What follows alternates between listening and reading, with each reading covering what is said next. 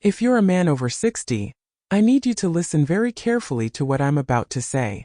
What you do in the privacy of your bedroom, yes, the thing you might feel awkward even mentioning to your doctor, could be influencing not just how long you live but how well you live during those years. 2 weeks ago, a man named Miguel walked into my office. He's 68 and he had that familiar look I've seen countless times. Concern mixed with embarrassment. "Doctor, I need to ask you something but I don't even know how to say it," he told me, shifting in his seat. In that moment I already knew what was on his mind. It's something almost every man wonders about, yet very few feel comfortable asking out loud. I'm Dr. Sofía Ramírez. For over 25 years I've been treating men just like you. Today we're going to talk honestly. No shame. No dodging the subject. Just a straightforward conversation, as if we were sitting alone in my office. Because the truth about ejaculation and prostate health is far more surprising than most men realize.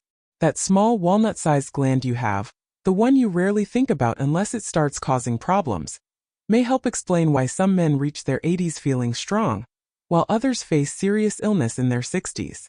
And the most unexpected part is that the answer may involve something simple and completely natural: how often you ejaculate. Yes, that's correct. This isn't opinion or folklore. It's science. Miguel was stunned when I explained what I'm about to share with you. But before we get there, let's take a step back. Think of your prostate as a tiny factory located just below the bladder, working around the clock. Its main job is to produce a clear, sticky fluid that becomes part of semen. This fluid isn't random. It's packed with zinc, citric acid, and essential enzymes that protect sperm and help them survive. The prostate doesn't work alone. It's part of a team.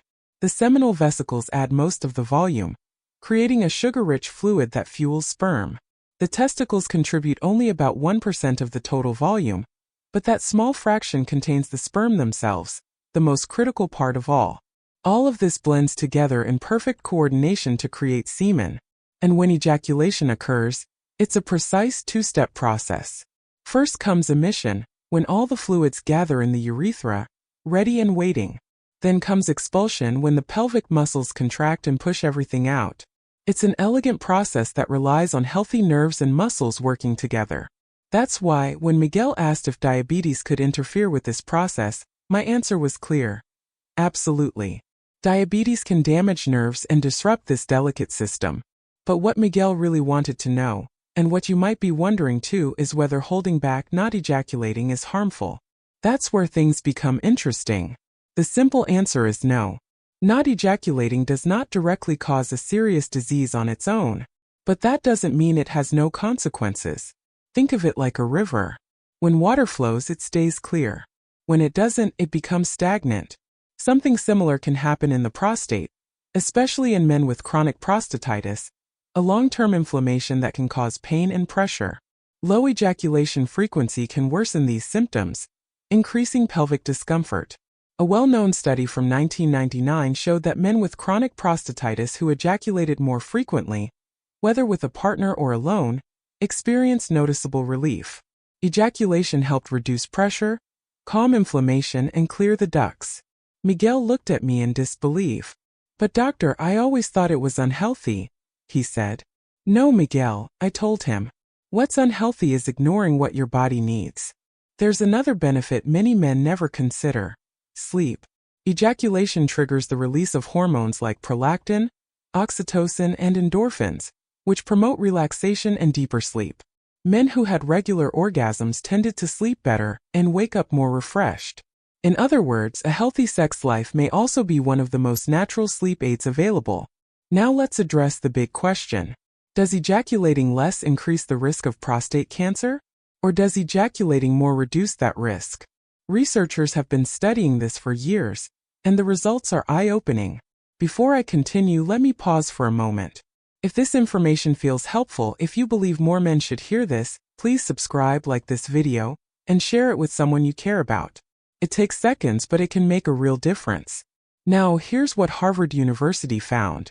The largest study on this topic followed nearly 32,000 men over 18 years. The results were striking. Men who ejaculated 21 times or more per month had up to a 33% lower risk of developing prostate cancer compared to men who ejaculated 4 to 7 times per month. And it didn't matter how ejaculation happened. Partnered sex or masturbation showed the same protective effect. Miguel looked at me and said quietly, "But doctor, I'm a widower." "That doesn't change anything," I replied. "Your health doesn't depend on having a partner. It depends on caring for yourself." I saw relief in his eyes. Other studies have confirmed similar findings. Higher frequency, lower risk. Why does this happen? There are a few strong theories. One is that ejaculation helps flush out harmful substances from the prostate. Another suggests it supports healthier hormone balance. Sexual activity also stimulates the immune system, which plays a role in fighting abnormal cells. And finally, the muscle contractions during orgasm improve blood flow and reduce inflammation. "So should I aim for 21 times a month?" Miguel asked. Here's the most important part. That number is not a prescription. It's not a goal you need to force. The right frequency depends on you, your health, energy, age, and comfort. Stressing over numbers does more harm than good. What matters is maintaining an active, healthy rhythm that feels natural to you. One more topic we need to cover is surgery. If you've had surgery for an enlarged prostate, you may experience retrograde ejaculation, where semen flows into the bladder instead of out. You still feel orgasm and it's harmless. But after surgery for prostate cancer, the prostate and seminal vesicles are removed. Semen is no longer produced. You may still experience orgasm but without fluid. Modern surgical techniques can preserve nerve function, but there can be risks. After all of this, remember one thing. There is no magic shield against prostate cancer. Your strongest defense is prevention. Regular checkups, PSA testing, and exams when recommended can save your life. Miguel came back a month later smiling. He told me he'd seen a urologist and even talked openly with his friends. That's how change begins, by breaking silence. Ejaculation frequency is just one piece of the puzzle. The rest includes not smoking, staying active, eating well, and moving your body every day. Be cautious of anyone online promising miracle cures. Your health deserves evidence, not gimmicks. The men who age best aren't chasing secrets. They're asking questions and taking responsibility. Your prostate isn't your enemy. Ignoring it is. Your health isn't just about avoiding illness. It's about having the energy to live, to love, to stay present for the people who matter most. Taking care of yourself is an act of courage and love. If this video helped you, share it. Start the conversation. Schedule that appointment. Take the first step, not in fear but with confidence. Because caring for yourself isn't weakness. It's strength.